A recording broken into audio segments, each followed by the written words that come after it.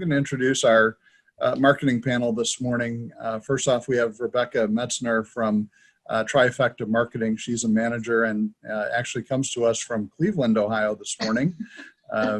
Thanks for going the extra effort. Rebecca is working with a client situation up there, and she attended the University of Kentucky, and her company is based in California, but she serves the local market here and is a relatively new chamber member this past year.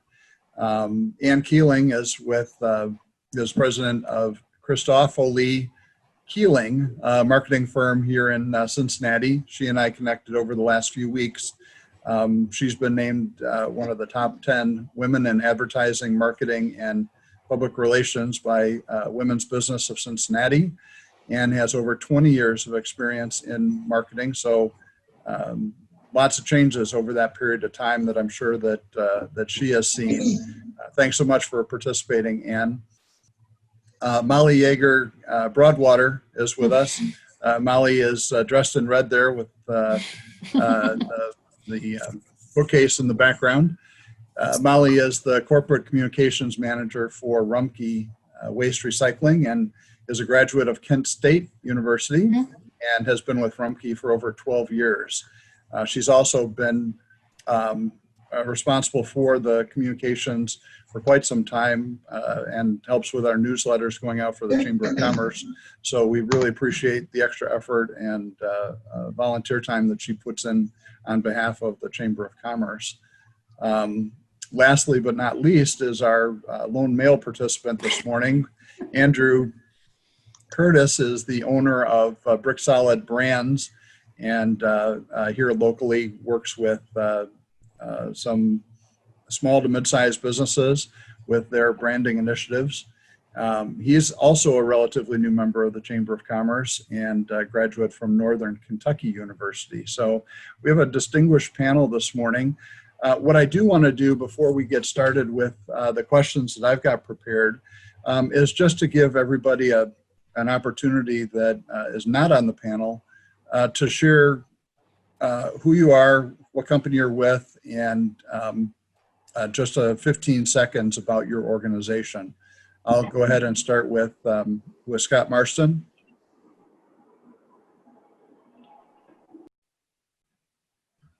Thanks, Dave. And I thought I improved the lighting in my office, but I still see it. I'm a little bit in the shadows here. So you're totally dark. Anyway, I'm Scott Marston with Cincinnati Benefit Solutions. We're a small business located on the west side of town on Bridgetown Road. And our primary focus is we help small businesses with their small business group health insurance plan. We've also been a partner with the Colerain Chamber for about 5 years now. And, they have a very competitive small business health insurance plan available through Anthem, Blue Cross, and Blue Shield. Thanks, Scott. Jeff is with the Donna Schwaben Society. Hi, everyone. How are you doing today? So yeah, I'm with the Cincinnati Donna Schwaben Society. We are a nonprofit organization. We're located up on Dry Ridge Road behind the Lowe's up on the more northern part of Colerain. And our main thing is we have event rentals, hall rentals for our society, weddings and so forth, and different club events and activities. Terrific. Thanks for participating, Jeff. Mark Moser. Hi, everyone. I'm Mark Moser. I'm with First Financial Bank. Primarily, I work with small businesses, anywhere from up to probably $2.5 million in sales. I primarily focus on the lending side of everything, from lines of credit to equipment loans, you name it. I'm willing to take a look at it. So. Great. Thanks for participating, Mark. Rick? Anytime. Did you say Rick? Rick Perotsky here with Dinsmore and Scholl. Handle a lot of commercial litigation and business disputes. Was happy to have finally gotten a haircut this week, so here it is. Looking good. A little less shaggy than what it was. I've got the flip going on back here. Bringing the Susan? mullet back.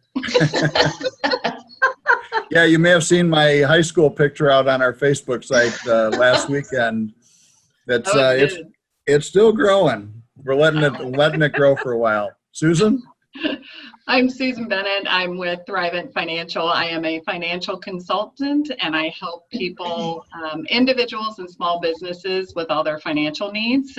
We provide advice, investments, protection, banking, and also generosity programs. We give back to the tune of about $300 million a year. So that is one of the reasons that I work with the organization that I do. But I love this organization, and it's great to see you all and feel like I'm among friends, even though we're so far apart. Well, Susan was a part of our financial panel a couple weeks ago. Thanks for participating with that. Kathy Courier? Good morning. I am Kathy Courier. I'm a seniors real estate specialist with Coldwell Banker West Shell. I work with caregivers and the elderly who are making lifestyle transitions that involve the sale of their home that they probably haven't sold or dealt with real estate in many, many decades. My goal is to just make it less stressful and more successful so they feel great about the decisions that they're making instead of overwhelmed by them. And Kathy is the one person that found me in my Zoom office hours this week, and thanks for reaching out, Kathy. Sure. David Funk, are you able to unmute, say hello? If not, we'll move on to Chris Armstrong, but go ahead, David, if you're available.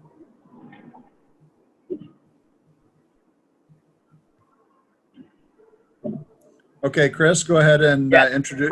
There's David. I'm available now. Sorry, Dave. You want me to go, or you want Chris Absolutely. to go? Yep, absolutely, Dave. So, David Funk, CertaPro Painters, where we create light, bright, and inviting environments. So COVID-19 certainly is a challenge for all of us, and for us especially with 3 foster boys at home.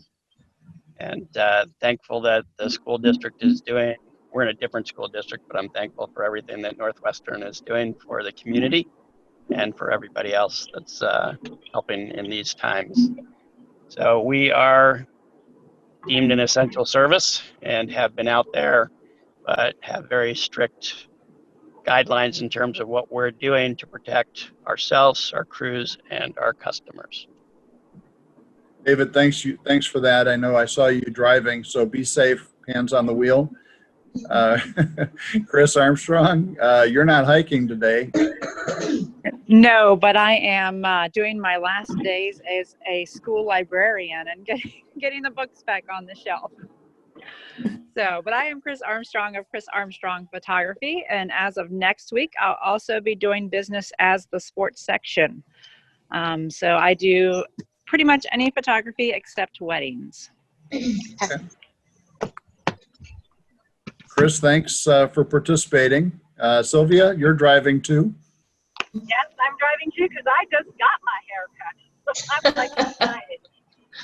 I'm Sylvia Dworkman. I am the marketing liaison for Visiting Angels, and we do non-medical care, helping seniors stay in their homes safely. And of course, this time we have been open for business through this entire pandemic because we are considered essential workers. And so we have lots of challenges that we've been faced with, but we've been doing very well at this point. Hi. I got to come on the road. I'm going back to the video.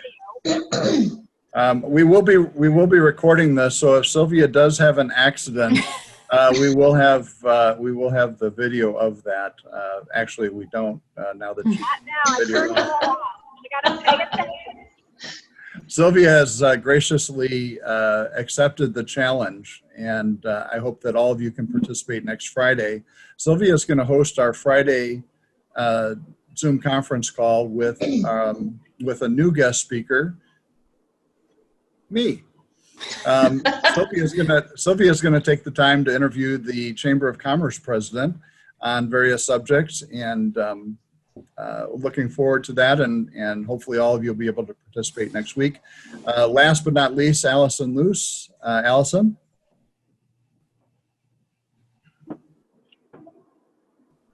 Hello, can you hear me? Yep, we can. Perfect. So I'm with Beyond Limits Rehabilitation. We're a rehabilitation clinic in Colerain, just off Compton. We offer PT, OT, and speech therapy services along with women's health and nutritional counseling. We have remained open during the pandemic. We're absolutely essential, and we've seen great support from the community, and I'm excited to be on the call today. Well, we're glad everybody is here this morning. I've got some prepared questions for the group, and we'll walk through those and then open up, as we have in weeks past, for all of your questions. If you do have background noise and are challenged with that, please mute yourself. That would be terrific.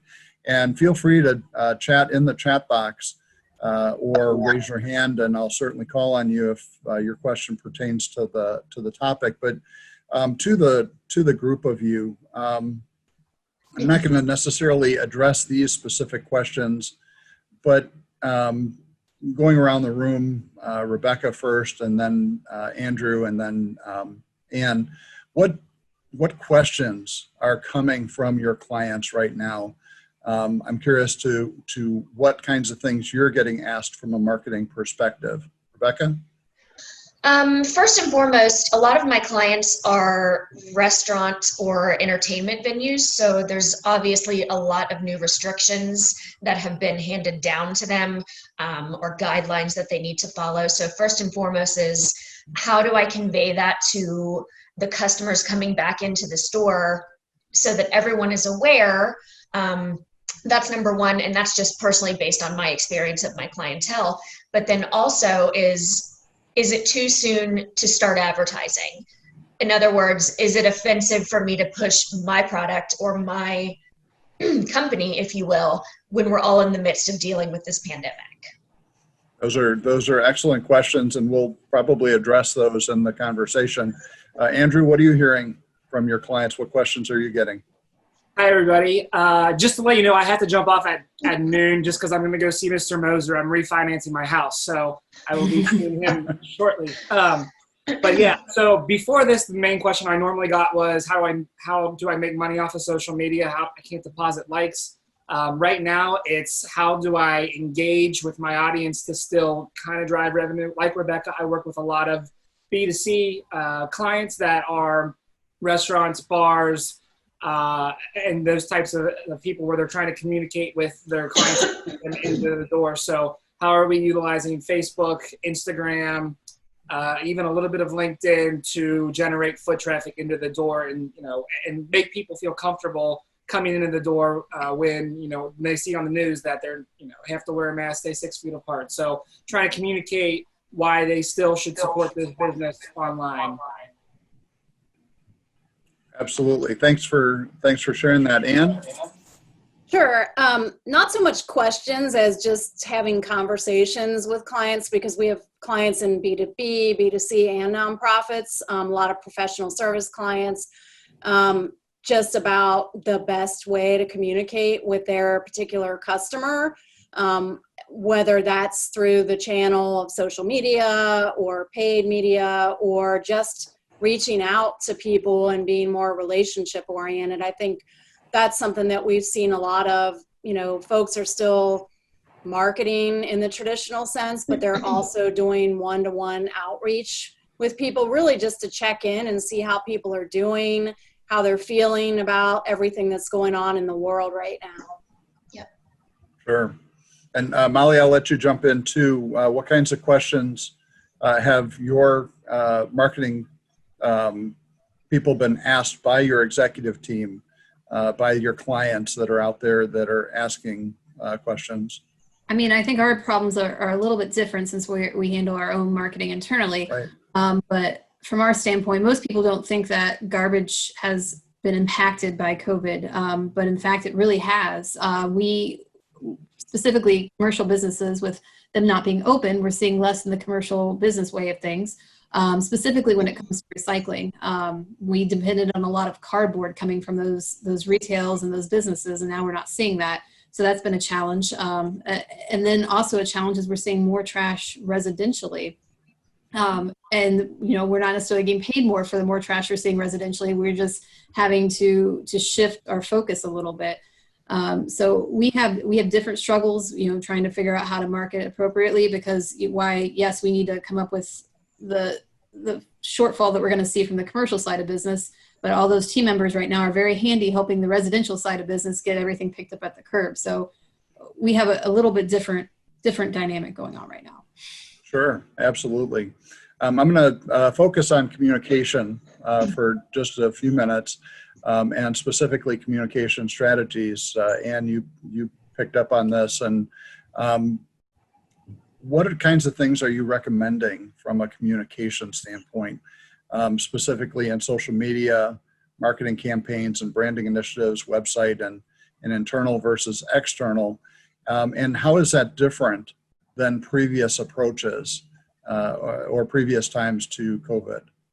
I mean, I think the principles of clarity of communication, frequency of communication, right channel for right audience, like those apply no matter what's going on, right?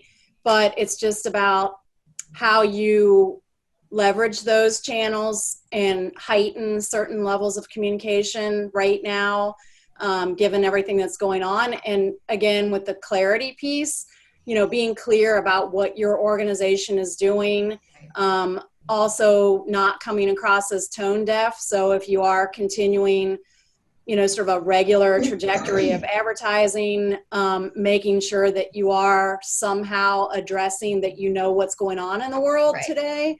Because I've seen some brands making mistakes with that, that just sort of running their scheduled advertising and not really addressing anything that's going on. There aren't too many people that are doing that, but then there are also brands and companies that are, I think, overdoing it. So it's kind of finding that balance of the messaging and then backing off on it a little bit. I think as a consumer, you're probably seeing this with some of the brands that you follow.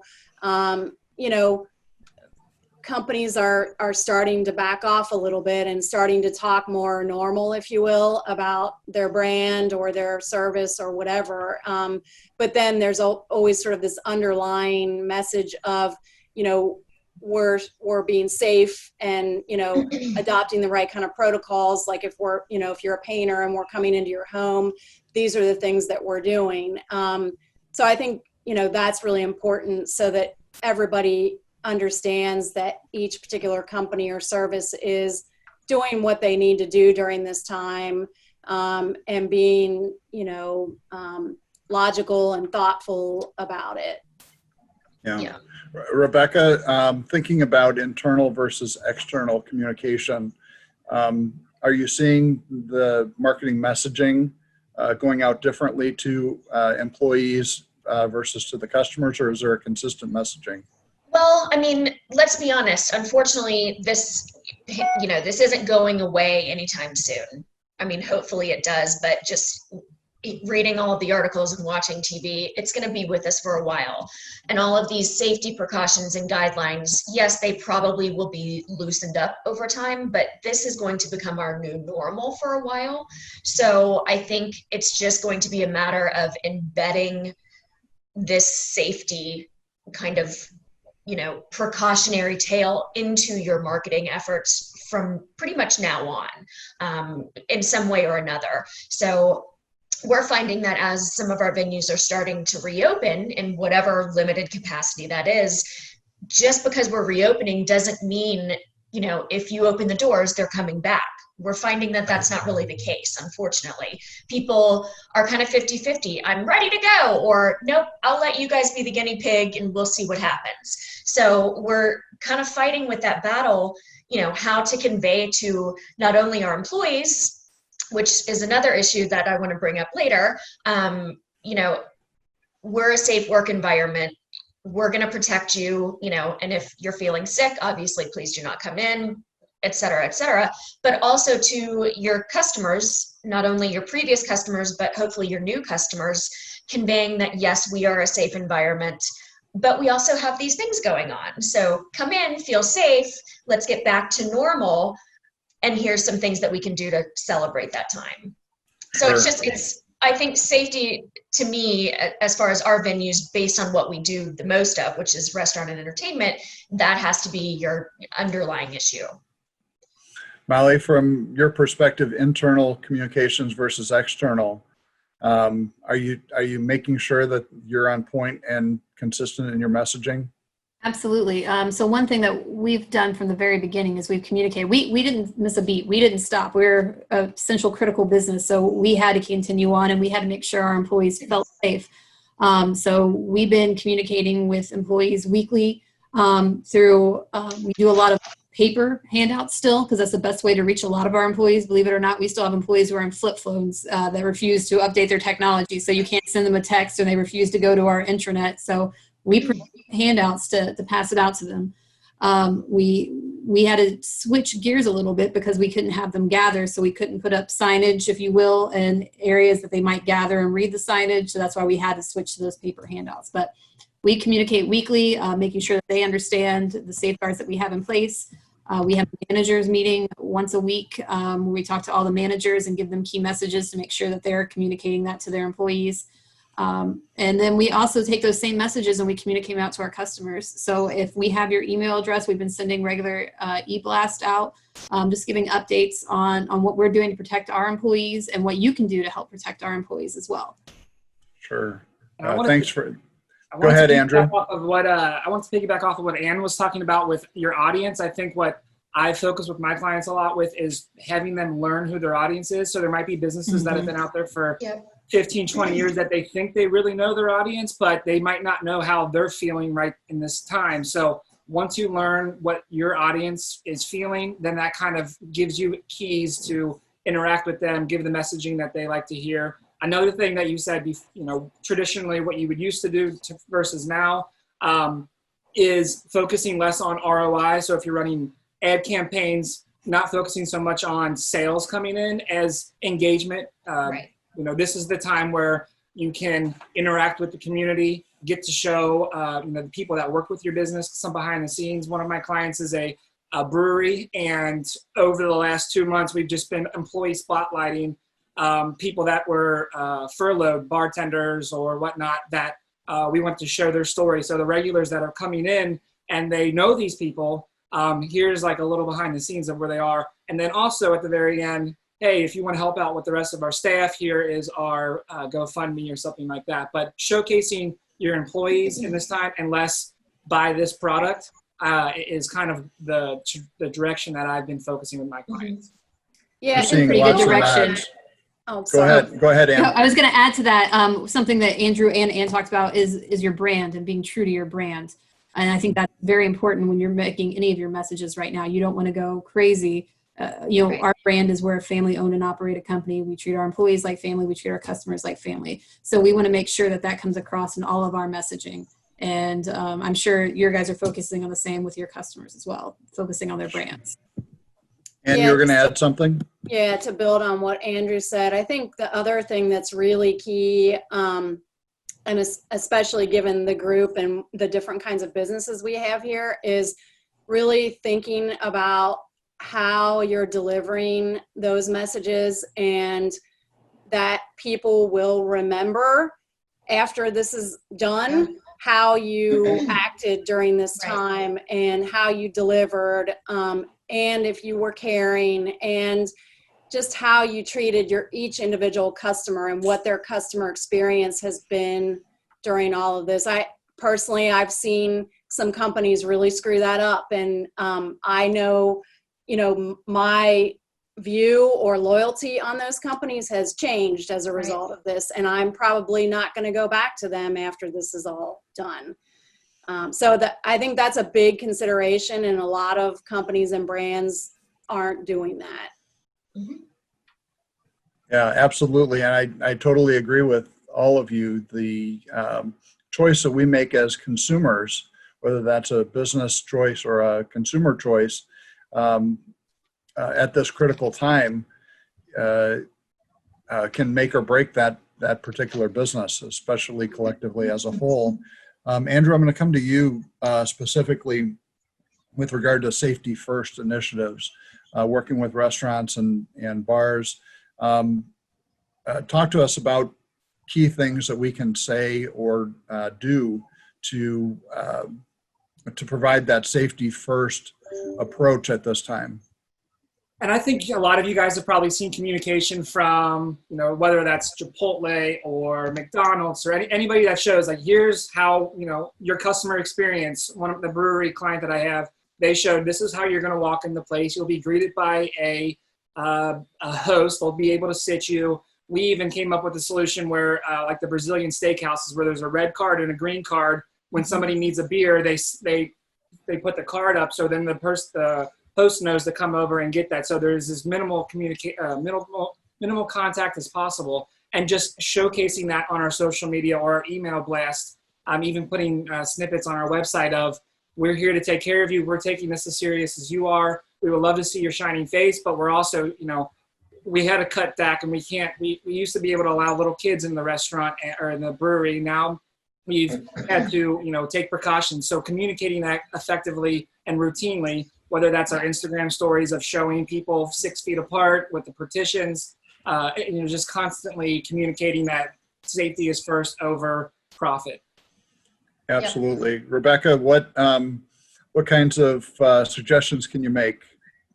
Well, just to piggyback on Andrew, I mean, in this day and age, there's no such thing as over communicating these safety procedures that you have put in place for your employees and also for your guests. That way there's no gray area, so that if something does happen, God forbid, someone can't go back and say, oh, I didn't know, or I was never told that. So, I mean, just communicate as clearly and efficiently and often as you possibly can. Sure. And I'm going to ask. Oh, sorry. No, that's all right. Go ahead, Andrew. I think it's just important to always know that everybody's on the same playing field here. There's not really like a playbook of how you handle a pandemic. And so, there's other businesses, the big businesses like I said, Chipotle or something like that, that they're taking precautions, and there's no rule that says you can't mimic what they're doing, because everybody's on the same playing field. It's kind of like everybody's being reset, and everybody's now just trying to rearrange their marketing and their strategies and their communications, and we're all on the same playing field. And some people will really succeed in what Ann was saying. Some companies are not. And then when this is all over, the playing field adjusts. Right. And I'm going to ask it more directly this way of you. The safety first communication, how does that get balanced with that messaging to the community, buy my product? Is there a balance, or as Andrew and Rebecca are suggesting, can you not over communicate at this juncture? I think you probably can over communicate. I mean, I've seen some of that myself, just with like too many emails, or I think companies just have to be sensitive to that based on who their audience is and what kind of feedback they're getting from their audience. But in terms of selling, I think it's just a different way of positioning, because all companies and brands are impacted by this, right? And people's sales are down, and, there's all that. So you have to still get that message out, but in a softer way. So it's probably a safety first message, and, oh, by the way, we're still here for you when you need us kind of message, versus we're having a sale today, right? I think there's a great book by Gary Vaynerchuk called Jib, Jib, Right Hook. And that's, I think, a principle in just marketing in general, where not every single communication needs to be sell, sell, sell. It needs to be providing value. Hey, by the way, we have this. And so it's kind of the same thing. We're safe. We love, we're trying to take our precautions. By the way, we also have a great product. Right. Yeah. I'm going to shift gears a little bit and go back to the topic of taking care of your existing customers versus the going after new business. What kinds of things can you share that your clients are seeing in the marketplace, and I'll open up to all of you, whichever one of you wants to jump in first. Where are you seeing that balance between? Well, I have a good example, and I know that there's, I think Kathy, you're in real estate, correct? She is.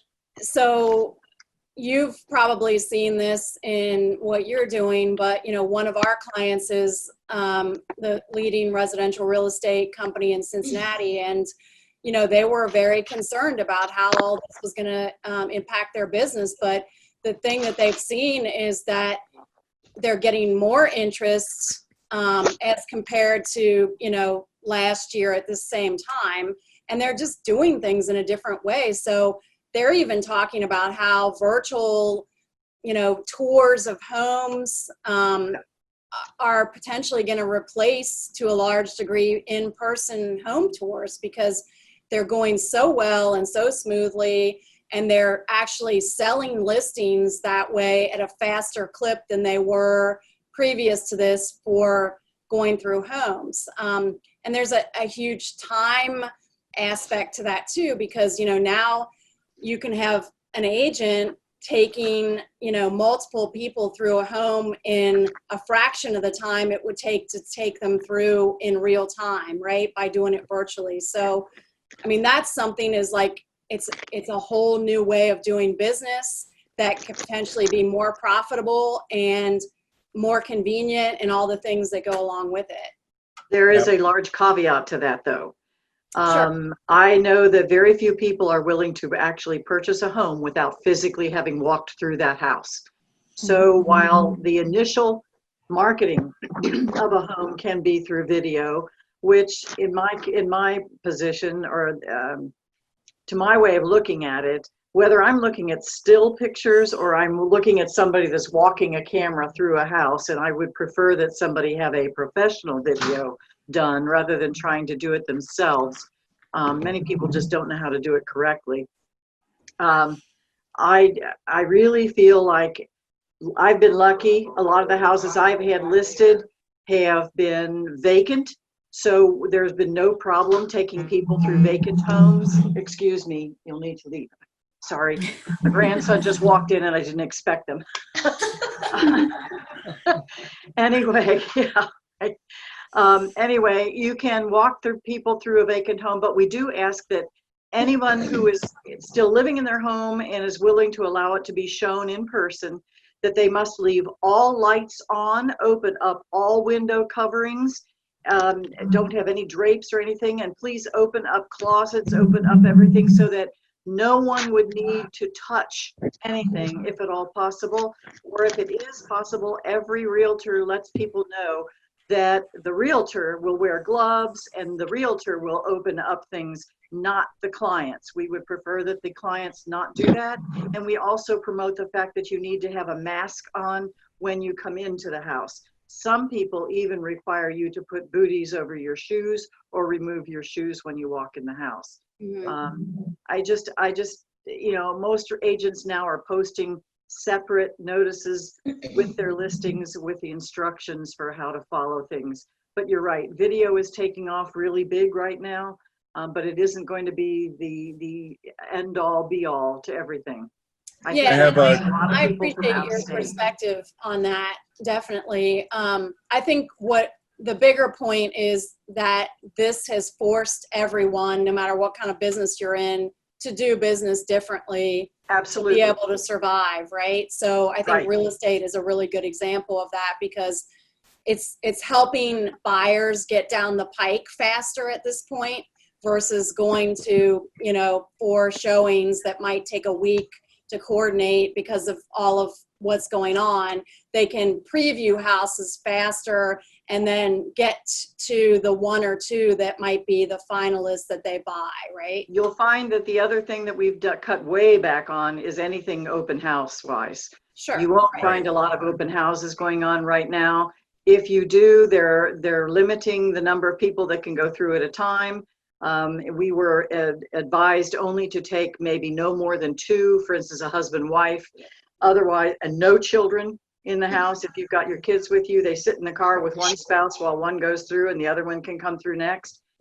People have to actually check in before they can walk in the house. And a person that I know recently who held an open house did it for about an hour and a half to 2 hours. And then she had a virtual open house, but she collected all of the information that she needed and told people when they came through, if you're going to make an offer, no offers will be considered until such and such a date and time, in which all offers will be opened up.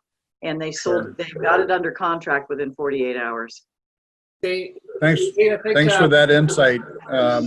Andrew, I'm going to change direction. Do you have something you want to add to that? Oh, I was just back to your question about worrying about new business or taking care of your current clients. I think there needs to be a mix of both, like Scott and Mark, who are, they're selling services to people. Those people might not be ready to buy today, but eventually, hopefully the economy gets back together and they will be ready to buy at some point down the road. So going back to building and engaging with your audience, building your database is the kind of my main thing about social media and digital marketing, is getting that email list of people that you can contact to. So, hey, when, 3, 4, 5 months down the road, when things change and they're ready to buy, then they think of you right when, they're ready to open up their wallet, as opposed to now where maybe they're, they're more conservative and they're not ready to buy.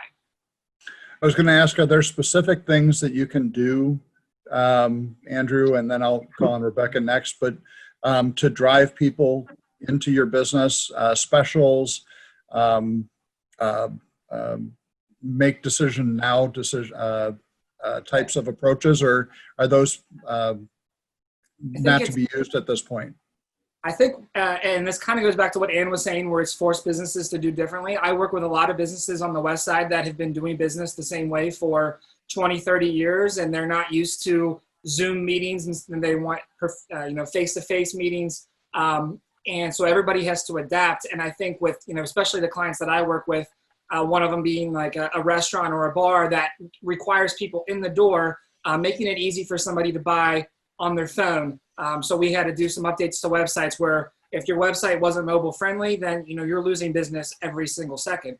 So whether that's, in the first month or so of this, it was, hey, I have a website that I did in 1998, but I need this switch now so it works so I can continue to sell.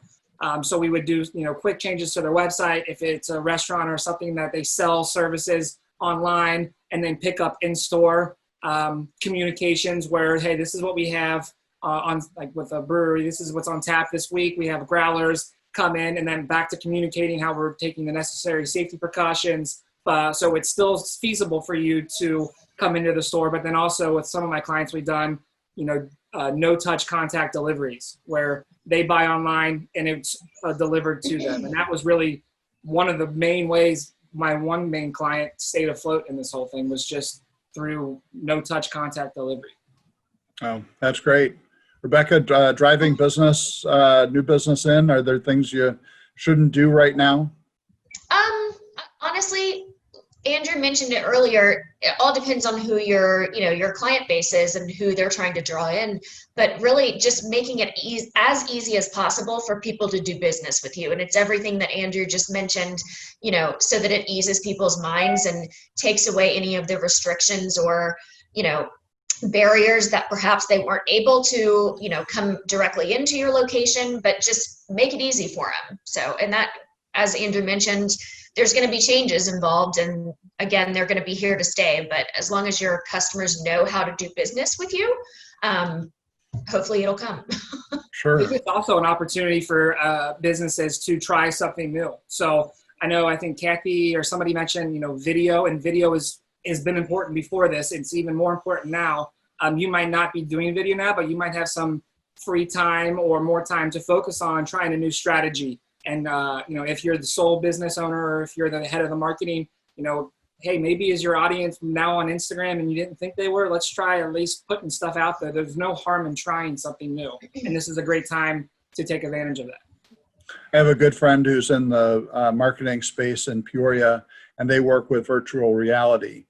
And virtual reality glasses to see a piece of equipment is an incredible way to to interact with, and they work with Caterpillar specifically, and just tremendous work that I'm sure today is huge value.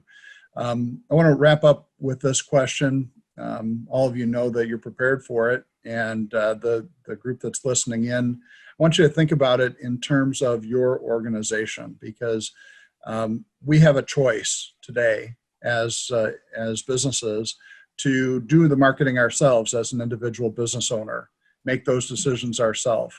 Or we can hire somebody like Molly to be on staff or to generate our own marketing team internally. Or we have the opportunity to outsource to a marketing firm like the three of yours that are represented here. Can you talk to the pros and cons of that specifically, and share why people would want to use an outside agency, Ann?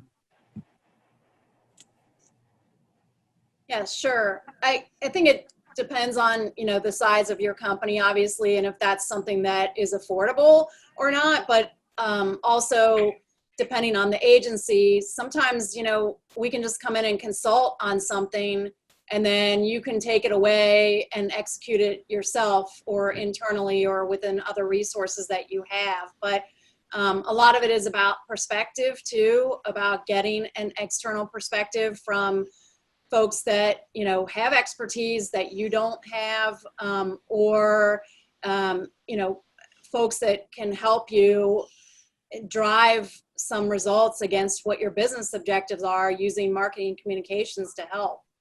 Yeah, absolutely. Andrew? I think the short answer to that is it could go either way, and it all depends on your resources for your business. So, and how much you value your time. If you're, I think Chris or somebody was just a painter, if you have the time to devote to that, and if you think that's a good use of your time is to learn that stuff, then you can absolutely figure out how to do it yourself. And you might not be as good as an outside agency, but it saves you the money. So if you don't have the resources and the funds to allocate to an outside agency, there is opportunity for that as well. If you bring that in-house, the chances are, there is an expert in that field, but you might have to hire somebody young that's only going to stick around for a couple of years, because with marketing, if you hire somebody in-house and say Molly's only focused on marketing for garbage and Rumpke, and that's all she does all the time, and you might eventually get burned out on that, and they might leave 2-3 years, and then you're having to replace somebody and bring them in and teach them the company philosophy, as opposed to if you hire an outside person or an outside agency that I work with insurance places or restaurants. I'm constantly doing different things. I'm always thinking of new ideas, and I might be able to take something that I learned from doing a website for an insurance company and be able to apply that for somebody that is in a different vertical. So I think there's pros and cons to both, and it always depends on if you have the budget for it. Yeah, absolutely. Rebecca? Sorry, I had to step out earlier, so if I repeat anything, my apologies. I think it obviously comes down to what's best for your business. If you are comfortable doing certain aspects of the marketing and you know how to do that and you have the time, by all means, continue to do that. But if you're a little uncertain about how to do certain things or some of the protocols or what are, some of the new restrictions that are now in place for marketing, depending on what area you're in. For instance, for real estate, I know there's a lot of restrictions on how you can market yourself and what you can and cannot include, just things like that. Reach out for some help. It doesn't have to be, a full service contract. It could be an a la carte sort of agreement where you're just getting some help, a few times a week or, whatever. So just whatever you feel comfortable in, in how to position your business in the best light possible. Those are great. I'm currently building a deck in my backyard. I could probably watch enough YouTube videos and figure out how to do it. It might take me 3 years, but I could eventually do it, and I don't have to pay somebody to do it. Or I can value my time with my family and my kids and pay somebody else that's an expert in that field. And they, I'm getting to the same result. It's just, right. What's Sure. more important to you. And Molly, you have a different perspective. You get the last word in this area because you probably use an outside agency or two in addition to your staff internally. And I think I also have a different perspective because I did work in an agency for a few years before I went back to corporate. So I started in corporate, went to an agency, and went back to corporate. And I feel like our job is a little bit different. Why everybody sees it as just garbage, just recycling. We have so much going on, and no 2 days are the same. So it gives me enough variety that I don't think I'll ever really get bored. I've yet to be bored yet. So, I mean, but the benefit of doing it in-house is you have the knowledge, you have inside information that, I mean, when we do work with an agency, we give them enough to go on, but they don't have all of the information that we have in place. So it's just about educating then the agency, and there's definitely a period of time you have for educating that agency and to get that project done in a certain amount of time. We use it some. We use it for websites and we use it for video, but for the most part, we try to do almost everything else in-house because we do have that knowledge base, and that is a benefit of doing it yourself. There's just definitely you have to do with education when you bring in an outside company. Sure. And I can tell you, as the Chamber of Commerce, we don't have a lot of resources from a marketing perspective, and we have utilized the folks and have formed a marketing committee. Thank you for those that do participate and help us with the website and communications prior to me getting here. And I inherited a wonderful team. You guys are terrific to work with. I will open this up to the individuals on the call. If you've got a specific question that's marketing related, we'd love to have you offered up.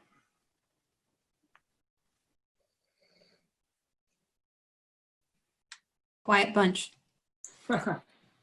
Well, it's, as I've said about this time, this is the last segment that holds you back from your lunch hour. So there might be some growling stomachs at this point.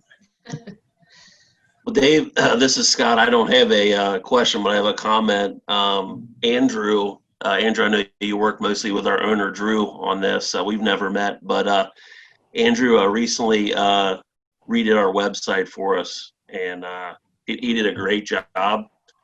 It's very clean, very easy to follow. I had a 10 o'clock call with a prospect this morning, and he just made the comment that, at the end of the call, I asked him if he had any questions, and he said, Scott, I checked you out on your website before our call, and it was very clean, very straightforward on what services you guys offer. So I don't, have any more questions. So, a great job on our website, Andrew.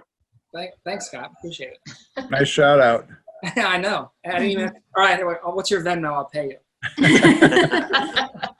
Actually, I'll just take some of that beer on your shelf back there. Yeah, there you go.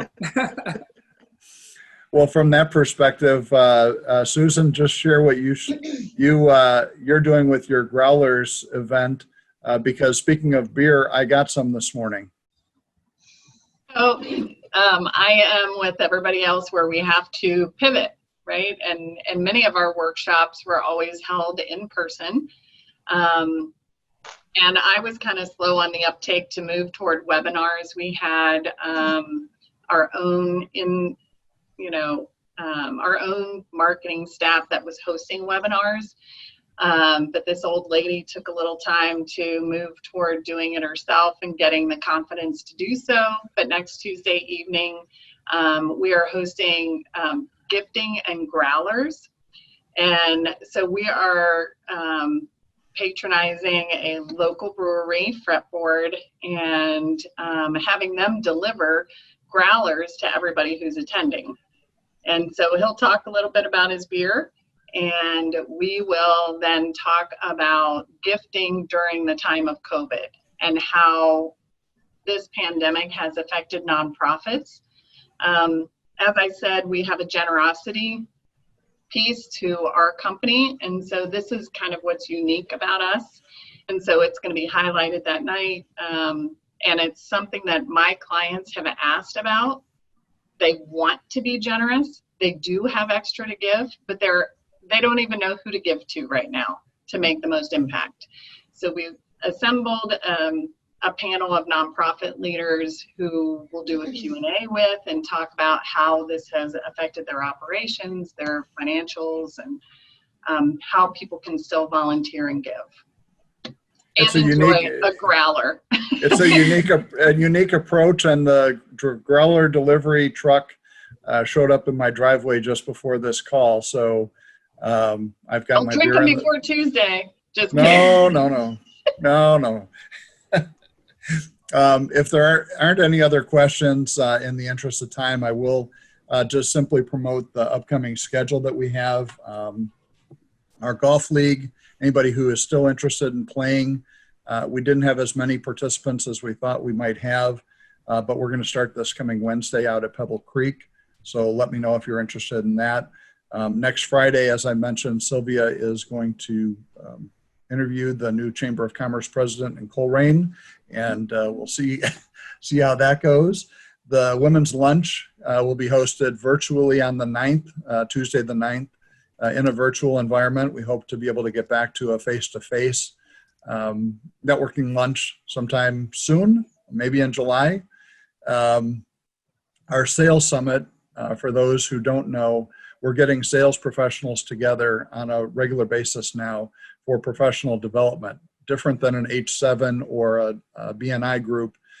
This is intended for people that consider themselves in sales, whether they're the business owner or member of the sales team. But we have a great interest across the community, and this will only be open to chamber members. So it is a differentiator. Our board meeting will be the 23rd, and we did make a decision, if you didn't see the communication, to have a face-to-face at networking event at Vincolette on the third Thursday, and it will be outdoors. So with social distancing and the protocol that Vincolette has in place, we hope to have a safe event and be able to support the community and learn from that going forward for additional face-to-face meetings. Our board will meet in a virtual environment, and we continue to keep safe. As you notice, I have my Chris Cuomo stairway behind me, but we are holding office hours on Tuesday, Wednesday, and Thursday. Began this week. Debbie's back in the office. If you have any questions for us, certainly via email or phone, me for my cell phone, and the office cell phone rings to Debbie at this point. Anything else that anybody wants to add while we're here? No. Well, I've really appreciated the panel, Andrew, Ann, Molly, and Rebecca. Rebecca, safe travels to you back from Cleveland. And everybody have a terrific weekend. Thank you. Thanks. You too. Thank you.